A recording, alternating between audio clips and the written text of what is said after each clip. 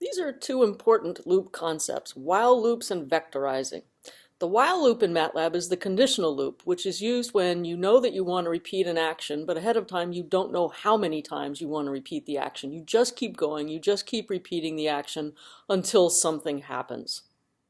We've seen that for loops and nested for loops can be used to perform operations on elements in vectors and matrices. And in many languages, that's what you have to do. If you want to perform an operation on every element in an array, a vector or matrix, you have to loop through the elements.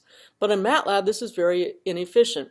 We can vectorize the code. Vectorizing means getting rid of loops, basically, and using the more efficient operators and built-in functions.